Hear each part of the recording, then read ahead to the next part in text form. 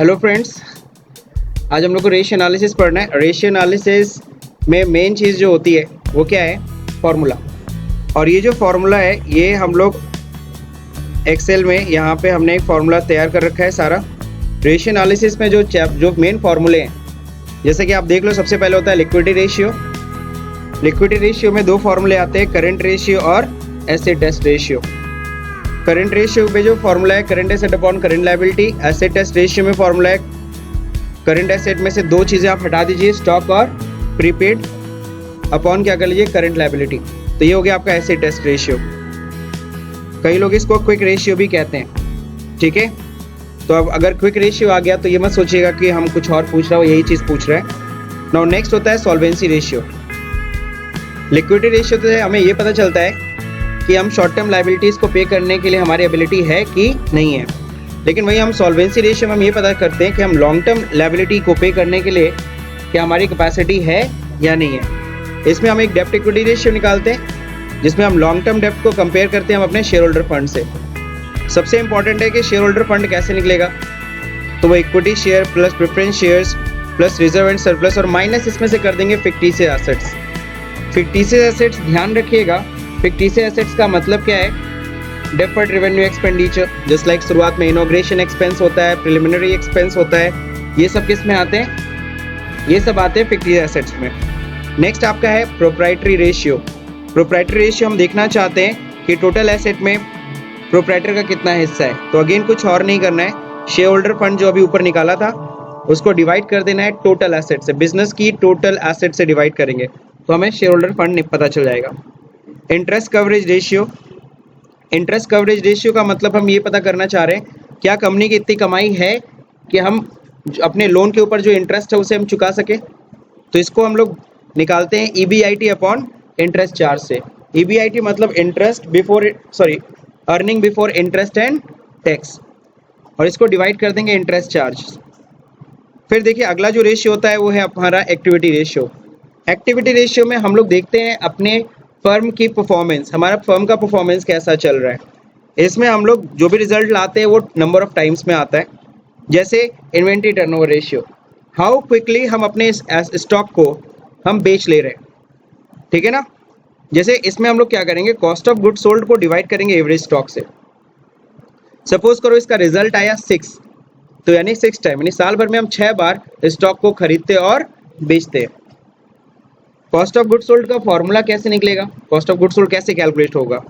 तो सेल्स में से क्या करेंगे, ग्रॉस प्रॉफिट हटा देंगे तो आपका कॉस्ट ऑफ गुड सोल्ड पता चल जाएगा।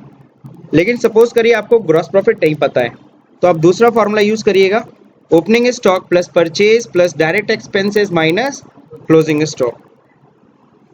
नाउ नेक्स्ट है DTR। DTR मतलब होता है डेटर्स टर्नओवर रेशियो।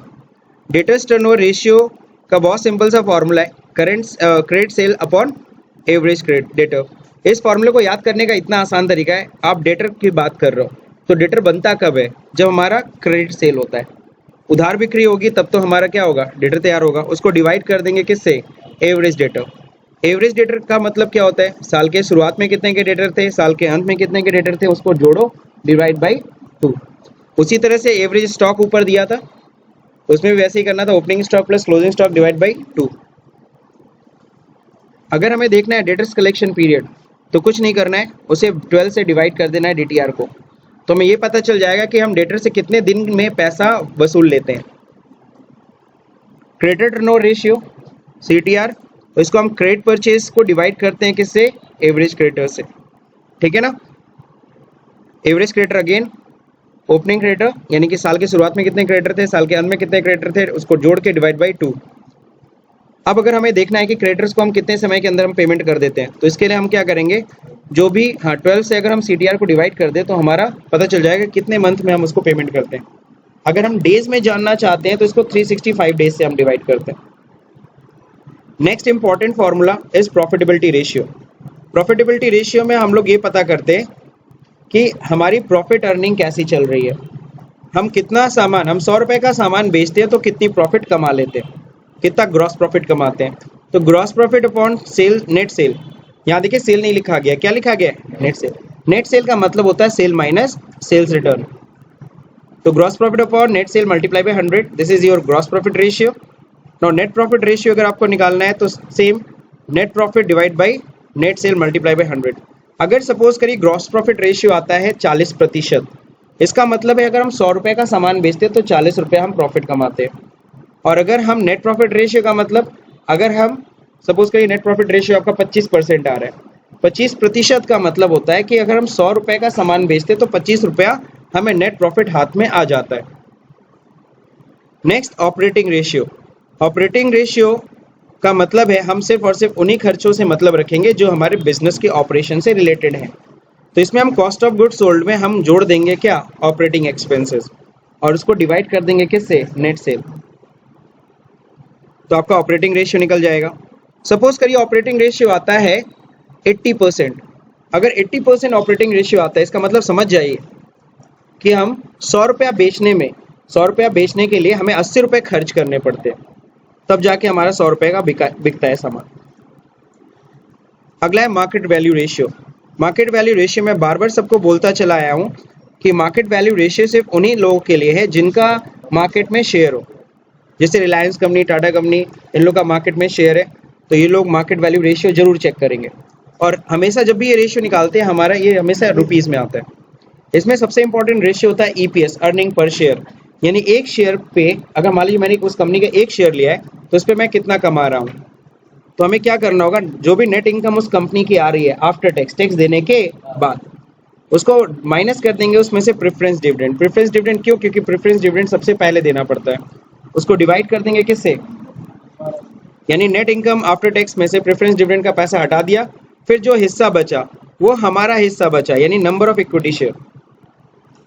नेक्स्ट है आपका, अगर सपोज करिए इसका रिजल्ट आता है कितना, 6 रुपया, तो अगर आंसर आ रहा है तो नहीं 6 rupees is the earning per share, एक शेयर पे 6 रुपये की कमाई हो रही है। Next price earning ratio. Price earning ratio निकालने के लिए ज़रूरी है आपके पास EPS हो, और इसको हम कंपेयर करेंगे कि आपके शेयर का जो इस समय मार्केट प्राइस चल रहा है, तो मार्केट प्राइस पर शेयर को डिवाइड करेंगे EPS से। सपोज करिए कितना आता है, सपोज करिए आता है 6, यहाँ पे जो मार्केट प्राइस रेशियो को अगर हम डिवाइड कर देते हैं किससे, EPS से, सपोज करिए कितना आता है 2 रुपया, तो इसका मतलब है, और मार्केट प्राइस कितनी है उसकी 40 रुपये सपोज करिए शेयर की है, यानी 40 रुपया लगाने पे हमें इनकम कितना मिल रहा है, सॉरी मैंने गलत बोल दिया, 40 रुपया लगाया और आपने जितना भी कमाया हो दैट्स इट। लेकिन जब हम लोग मार्केट प्राइस को हम EPS से डिवाइड करते हैं, आ गया रिजल्ट 2 रुपया। 2 रुपया मतलब, इसका मतलब हो गया 1 रुपया कमाने में हमने कितना रुपया लगाया, 2 रुपया लगाया, तब जाके हमने 1 रुपया कमाया। प्राइस अर्निंग रेशियो 1 रुपये कमाने में हमने कितना लगाया ये निकालती है, ठीक है। और अगर सपोज करिए यही 20 आता, इसका मतलब है 1 रुपया कमाने में हमने 20 रुपया लगाया, दैट्स इट। तो ये तो रेशियो का मतलब होता है। अब देखिए प्रैक्टिस क्वेश्चन है, ठीक है ना। अब ये प्रैक्टिस क्वेश्चन है, इसको सॉल्व करना है, बहुत सिंपल सा है। उसी फॉर्मूले के बेसिस पे आप इसे क्या करने वाले हो, सॉल्व करने वाले हो, ठीक है ना। अब इसमें अगर हम लोग बात करें क्या क्या चीज़ें हमें दी गई हैं, एक तो एक सिंपल सा बैलेंस शीट दिया गया है, इसमें कुछ लायबिलिटीज़ कुछ एसेट्स दे रखे हैं, ठीक है। अब इसमें बताया एनुअल सेल, ग्रॉस प्रॉफिट, और फिर कह रहा है you are required to calculate following ratio, डेब्ट equity ratio, current ratio, proprietary ratio, GP ratio, stock turnover ratio. अगर मैं आपको एक बार दोबारा याद दिलाऊं तो डेब्ट इक्विटी रेशियो कौन सा रेशियो था, डेब्ट इक्विटी रेशियो था आपका सॉल्वेंसी रेशियो, ठीक है। नेक्स्ट अगर हम लोग बात करें, करंट रेशियो लिक्विडिटी रेशियो में आता है, proprietary ratio again solvency ratio में आता है, GP रेशियो प्रॉफिटेबिलिटी रेशियो में आता है, स्टॉक टर्नओवर रेशियो किस में आता है, इन्वेंट्री रेशियो एक्टिविटी रेशियो में आता है, ठीक है ना। तो ये तीनों के चारों के चारों रेशियो आपके यूज में आ गए इस क्वेश्चन में। इस क्वेश्चन में अगर हम लोग बात करें तो मार्केट वैल्यू रेशियो छोड़ दिया जाए, लिक्विडिटी, सॉल्वेंसी, एक्टिविटी और प्रॉफिटेबिलिटी रेशियो का यूज है, ठीक है ना। और इसको सॉल्व जो अगर आप सॉल्व कर सीखना चाहते हैं कि इस क्वेश्चन को किस तरीके से सॉल्व किया जाता है इन रेशियो के बेसिस पे, तो इसके लिए अगला वीडियो आप लोग देख लीजिएगा। नेक्स्ट वीडियो रेशियो का जो है वो इसी क्वेश्चन को सॉल्व करने के लिए।